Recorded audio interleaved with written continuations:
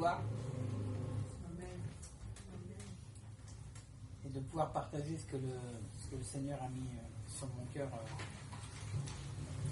Pour moi d'abord, et pour vous après. Et pour moi d'abord. On parlait de la nudité ce soir.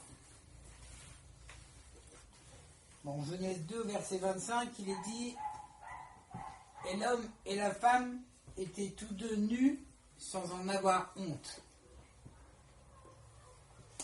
Avant le péché, avant la chute, Adam et Ève étaient nus et il n'y avait aucun problème particulier. Vous savez, le monde prend plaisir à prendre cette image d'Adam et Ève, hein, on le retrouve dans le naturisme, on le retrouve dans la mode, on le retrouve même avec des notions du péché. Il y a eu des séries qui prenaient comme effigie Adam et Ève. On entend souvent ces choses, mais c'est vraiment négliger l'histoire même d'Adam et Ève. Adam et Ève n'éprouvaient pas la honte.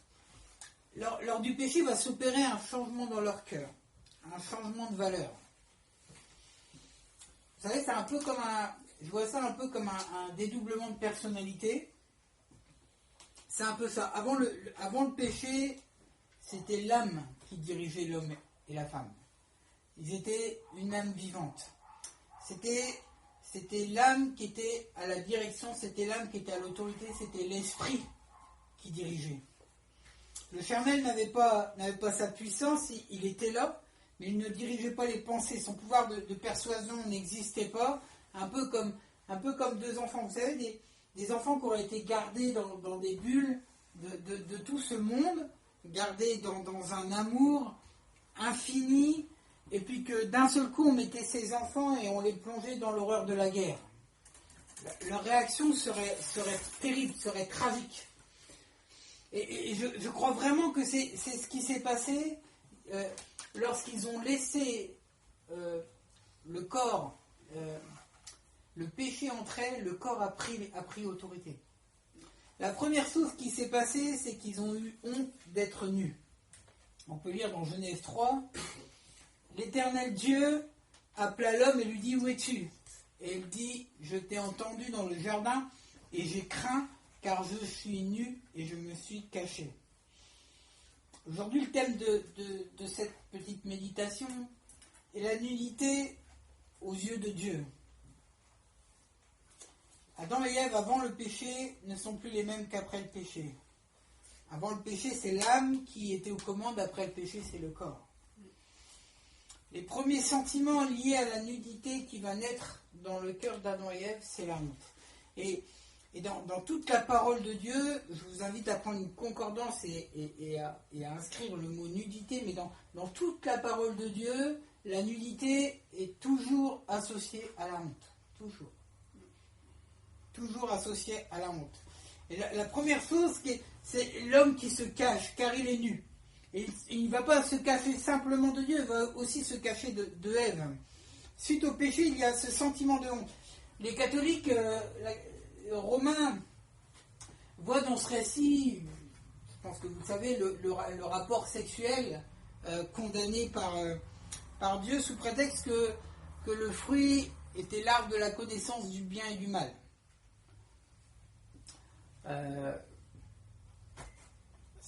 C'est par rapport à la parole de Dieu une interprétation malfaisante. Je dirais même que c'est un blasphème. C'est une tromperie. Il est écrit dans Genèse chapitre 2 verset 29, donc bien avant la chute, « C'est pourquoi l'homme laissera son père et sa mère et s'attachera à sa femme, et ils deviendront une seule chair. » Voilà le projet de Dieu pour l'homme. Dès le commencement, voici l'homme quittera son père et sa mère. Amen. Et pour qu'il y ait père et mère, il faut qu'il y ait nécessairement procréation. Et encore avant cela, dans Genèse 1, il est dit, « Et Dieu les bénit, Dieu leur dit, fructifiez, multipliez, remplissez la terre, soumettez-la, et assujettissez-vous, les poissons de la mer, les oiseaux du ciel, et tout animal qui se meut sur la terre. » Alléluia. C'est bon pour nous. Dans le plan divin, si on reste avec l'idée catholique du péché, du fruit défendu, c'était le rapport sexuel, on reste dans l'idée que Dieu avait créé le paradis pour Adam et Ève simplement. Seulement pour Adam et Ève. Ça veut dire qu'on n'était pas dans la pensée de Dieu. Alors que Paul nous invite et nous dit que avant même que le monde fût conçu. Amen. Dieu a créé la terre, la nature, les animaux avec la semence. Nous également. Et si vous auriez encore un doute, on peut lire Genèse 3, verset 22. Et l'Éternel Dieu dit, voici l'homme est devenu comme l'un de nous pour la connaissance du bien et du mal, qui avance sa main, il ne faut pas qu'il avance sa main et qu'il prenne aussi de l'arbre de vie, qu'il en mange et vive à toujours. Rattacher seulement le péché d'Adam et Ève à une relation sexuelle, c'est carrément un blasphème. L'Éternel Dieu dit, voici l'homme est devenu comme l'un de nous pour la connaissance du bien et du mal. Dieu appelle l'homme et lui dit, où es-tu? Et bien là, on voit tout de suite les conséquences tragiques du péché. Et ça m'a fait penser à la phrase que Dieu dit à Élie. Que fais-tu ici, Élie? Est-ce que vous pensez que Dieu ne savait pas ce que faisait Élie dans cette grotte? Est-ce que vous pensez que Dieu ne savait pas où était Adam? Où se cachait Adam? Est-ce que nous sommes toujours à la place qui est prévue pour nous? Où es-tu, Adam? Adam se cachait. Est-ce que ça vous est arrivé de vous cacher de Dieu? Vous savez, à l'église, il est courant que les chrétiens viennent et louent le Seigneur, chantent, dansent même, parfois. Il est courant qu'ils entendent la parole de Dieu, mais arrivé à la Sainte Seine, beaucoup de chrétiens vont se la distribuer, donc je sais, beaucoup de chrétiens se cachent. Beaucoup de chrétiens vont vous refuser ce pain, vous refuser ce vin, parce que derrière, il y a des conséquences. Il y a un sentiment de honte. À l'arrivée, arrivé à la Sainte Seine, plus personne. Dieu nous cherche et nous dit, où es-tu? Dieu me cherche et me dit, où es-tu? Dans chaque situation, Dieu va nous demander, où es-tu? Mon enfant, où es-tu? J'ai envie de nous dire ce soir, arrêtons de nous cacher lorsque Dieu nous appelle au pardon. Parce que bien souvent, il nous dit, où es-tu? Lorsqu'il faut pardonner. Lorsque Dieu nous appelle à la repentance, où es-tu? Lorsque Dieu nous appelle à aimer notre ennemi, où es-tu? Vous savez, cette situation, c'est Dieu qui va l'écourter. Si Dieu n'avait pas dit Adam, où es-tu? Il ne serait jamais sorti de sa cachette. Si Dieu ne l'avait pas appelé, il ne serait jamais sorti. C'est Dieu qui est venu écourter cette situation, cette séparation. Jésus a dit, je frappe, si quelqu'un entend ma voix et ouvre la porte. Je frappe. C'est toujours Dieu, c'est toujours Jésus qui vient frapper, qui vient appeler. Aucun disciple n'est venu comme ça sans avoir été appelé. Aucun ne s'est levé sans que d'abord Jésus, d'abord Dieu l'a appelé. Si quelqu'un entend ma voix et ouvre la porte de son cœur, alors je dînerai avec lui. De même avec Caïn,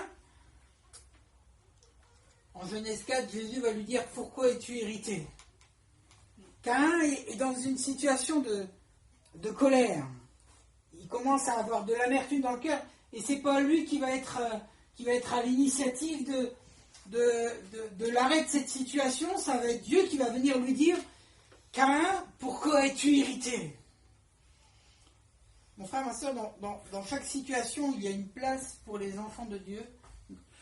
La place d'Adam, elle n'était pas à se cacher dans les arbres. Il y a un endroit précis où Dieu nous attend, où Dieu t'attend, et parfois nous manquons parce que nous ne sommes pas à la place qu'il faut. Alors nous ne perdons pas notre salut, nous ne perdons pas la grâce, nous ne perdons pas l'amour de Dieu, nous ne perdons pas ce que Jésus a fait pour nous, mais Mais là, à l'endroit prévu de Dieu, à l'endroit où nous devions évangéliser, à l'endroit où nous devions parler de lui, à l'endroit où nous devions pardonner un frère, pardonner une sœur, à l'endroit où nous devions nous taire et que nous avons parlé, à l'endroit où nous avons parlé alors que nous aurions dû nous taire. À chaque situation, Dieu nous attend, nous dit, où es-tu? Vous savez, il y a ce passage qui dit, mais j'ai eu faim et vous m'avez donné à boire, j'ai eu faim, vous m'avez donné à manger. Et les enfants de Dieu diront, mais où nous avons fait ça? Ils avaient été à la bonne place. Ils avaient été à la bonne place.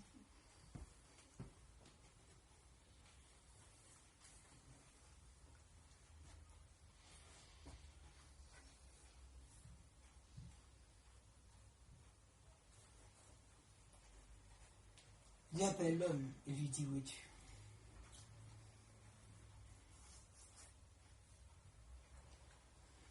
C'est Dieu qui est toujours à l'initiative de l'arrêt de la confrontation. Ce soir, je pense qu'il est encore à l'initiative de l'arrêt de la confrontation, du fait que tu te caches. Peut-être que ce soir, tu t'es caché lorsque Dieu t'a demandé des choses, lorsque Dieu t'a demandé de demander pardon à quelqu'un. Je me souviens, pendant des années, j'ai prié pour une chose grave que j'avais fait à une femme. Et le Seigneur je priais pour pouvoir la rencontrer et lui demander pardon. Et je priais des années. Et le jour où je la rencontre, j'étais avec mon épouse et j'ai pas pu. Si, j'aurais pu. J'ai pas osé lui demander pardon. Il y a des moments où j'ai reprié par la suite. L'occasion n'est jamais réapparue. Mais il y a des endroits où Dieu nous appelle à des moments précis où nous pouvons passer à côté de bénédictions merveilleuses. Des amertumes. Je repense à des personnes qui ont eu leur papa, leur maman, où la communion était rompue et que juste avant de mourir, ils ont bataillé pour ne pas aller à la rencontre et que juste avant de mourir, ils ont pu demander pardon à leur papa et leur maman. Juste avant qu'ils meurent. Il y a des moments, il y a des lieux où Dieu nous attend, où Dieu vous attend, où Dieu m'a attendu. La première conséquence du péché, c'est la honte. Je vous l'ai dit dans la parole de Dieu, la nudité est toujours associée à la honte. Osée 2, verset 9 nous le précise, mais il y a des dizaines d'exemples dans la parole. Il dit, c'est pourquoi je reprendrai mon froment en son temps et mon mou dans sa saison, et je retirerai ma laine et mon lin dont elle couvre sa nudité. Et maintenant je découvrirai sa honte aux yeux de ses amants, et personne ne l'arrachera de ma main. En retirant le lin dont Dieu l'avait couverte, découvre la honte. Dieu nous revêt, Dieu nous habille, Dieu nous honore. Un enfant de Dieu est honoré. Amen. Combien de fois nous voyons l'enfant de Dieu toujours la tête baissée, toujours occupé, omnibulé par ses échecs. J'ai envie de vous dire, Dieu vous a revêtu. Jésus vous a revêtu, vous a habillé. Dieu nous revêt. Adam et Ève vont se couvrir le sexe avec des feuilles de figuier. Je voulais vous prendre, mais j'ai pas eu le temps. J'ai un beau figuier qui fait des belles feuilles chez moi. Je voulais vous prendre des feuilles de figuier. J'ai pas eu le temps. La parole nous dit qu'ils vont les coudre ensemble et en faire une ceinture. Et pour Dieu, ça n'enlevait pas la nudité. Pour Dieu, ça ne suffisait pas. Il ne suffisait pas de prendre quelques feuilles pour se cacher le sexe et pour ne plus avoir cette honte sur eux. Pour Dieu, la nudité était encore visible. On peut s'habiller de plein de choses, on peut se vêtir de plein de choses pour cacher notre honte, cacher notre nudité, mais la nudité, Ce qui est important, c'est la nullité par rapport au regard de Dieu. Et seulement au regard de Dieu. Pour Adam et Ève, ils avaient réglé le problème. Adam d'un côté, Ève de l'autre, ils avaient cousé leur truc, ils avaient mis leur petite combine, leur petite astuce, ils s'étaient couverts, et ils s'étaient dit, c'est bon, je peux paraître devant Dieu, mais pas devant Dieu. Pour Dieu, ça ne suffisait pas. Au verset 21, il est dit, et l'Éternel, Dieu fit à Adam et à sa femme des robes de peau et il les en revêtit. Pour cacher la nullité, il faut le sacrifice. Le premier sacrifice qui a été fait sur cette terre, c'était pour cacher la nudité d'Adam et Ève. C'est important. Vous savez, c'est tellement important que Dieu m'avait montré le lien entre Adam et Ève qui vont se cacher le sexe avec des feuilles de figuier et Dieu qui va abattre un animal pour eux, qui va faire couler le sang pour eux. Dieu m'avait fait comprendre le lien avec Caïn et Abel où Caïn va offrir des fruits de la terre, des fruits de la récolte, des végétaux, la parole nous dit en hébreu c'est des végétaux, et Abel qui va offrir un animal. L'un va copier ce que le monde offre, l'un va copier ce qui a été animal, ce qui a été humain, l'autre va copier ce qui a été divin.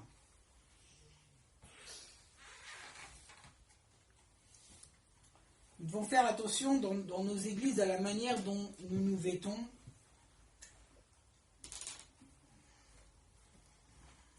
En pensant que nos critères sont aussi les critères de Dieu. Je me rappelle, j'avais vu une cérémonie de mariage où c'était un champion olympique.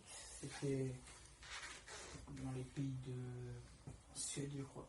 Où ils avaient fait un mariage religieux dans une piscine. Parce que c'était évidemment des champions de natation et tout le monde était en maillot de bain. Prêtre y compris. Faisons attention que nos critères soient aussi les critères de Dieu. Il y a quelques semaines, lorsque nous étions en Normandie, la jeune fille qui faisait la louange avait une robe assez courte, très courte, pour faire la louange et tant qu'elle ne bougeait pas, ça allait. Le problème, c'est que pendant qu'elle louait, elle levait les bras, et quand elle levait les bras, elle levait tout. Et il est difficile de chanter la sainteté de Dieu lorsqu'on montre ses cuisses à tout le monde. Et tous les chants qu'elle avait choisis n'étaient que des chants qui expliquaient, qui contemplaient la sainteté de Dieu. C'était impossible à chanter, c'était impossible à louer Dieu. Et je priais pour qu'elle n'ait pas à s'asseoir, parce que d'habitude, les musiciens s'assoient au fond, si elle s'assoit, ils sont en hauteur, c'est même pas la peine de ça. Merci Seigneur, ils sont pas si.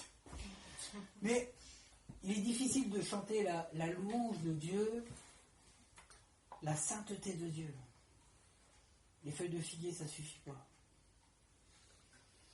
Prenez avec moi Genèse 9 au verset 20. Et Noé, qui était cultivateur, commença à planter de la vigne. Il en but du vin et fut ivre. Et il se découvrit au milieu de sa tente. Et Cham, père de Canaan, dit la nullité de son père et le rapporta à ses deux frères, dehors. Quand il est dit vu, en hébreu, c'est voir en se moquant. C'est pas seulement voir et partir, c'est voir et assister. En fait, en hébreu, c'est voir et assister. C'est une notion de la scène. Et Sem et Japhet prit le manteau, ils le mirent sur leurs épaules à tous deux. Ils marchèrent en arrière et couvrirent la nudité de leur père. Leur face étant tournée en arrière, ils n'avaient point vu la nudité de leur père. Et vous connaissez l'histoire, Noé, en se réveillant et en apprenant ce que son fils Cham avait fait, va le maudire, ainsi que Canaan, son petit-fils. Il y a une très belle prophétie dans tous ces propos. Vous pouvez retrouver ce qui se passe en Israël, en Palestine, c'est vraiment incroyable. Ceux qui pensent que Noé n'est qu'une utopie, c'est précis, enfin bon bref. J'aimerais attirer votre attention sur l'attitude de Sem et de Japhet. C'est l'image parfaite de ce que Jésus a accompli pour chacun de nous.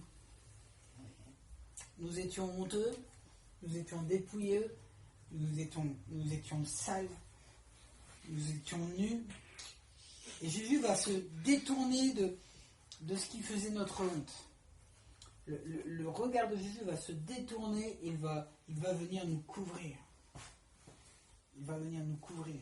Exactement ce qu'a fait les fils de Noé.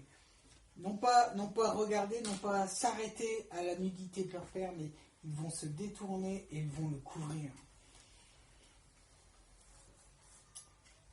Et je vais finir par Apocalypse 3, 17.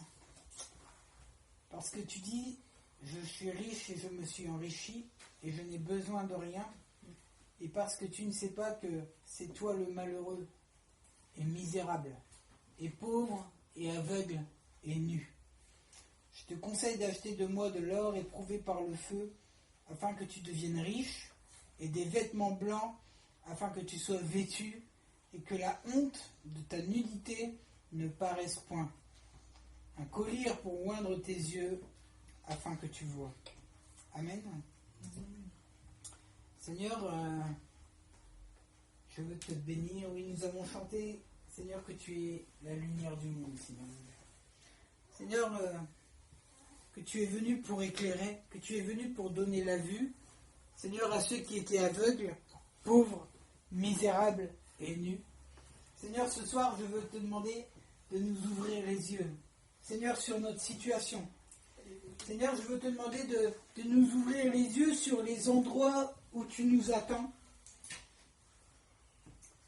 Seigneur, nous attendons souvent, comme Philippe l'évangéliste, que tu nous prends et que tu nous amènes par le Saint-Esprit là où tu veux nous utiliser. Mais je crois, Seigneur, qu'à chaque situation, Seigneur, je crois qu'à chaque instant de chaque jour, tu nous attends. Seigneur, dans une situation précise, Seigneur, tu nous attends, Seigneur, pour parler de toi. Tu nous attends pour demander pardon. Tu nous attends, Seigneur, pour refuser, Seigneur, l'amertume. Tu nous attends, Seigneur, pour refuser la honte. Seigneur, tu nous attends pour refuser la nudité. Tu nous attends pour nous garder. Seigneur, je te prie ce soir que nous puissions être trouvés, Seigneur, là où tu veux que nous soyons. Que nous ne soyons pas comme Élie, Seigneur, dans cette grotte, Seigneur, réfugié. Seigneur, que nous ne soyons pas comme Adam, en train de nous cacher devant ta majesté, en train de nous cacher de ta sainteté. Seigneur, oui, nous sommes indignes. Oui, Seigneur, nous ne sommes pas saints. Mais Seigneur, tu as voulu nous justifier. Tu as pris sur nous, Seigneur,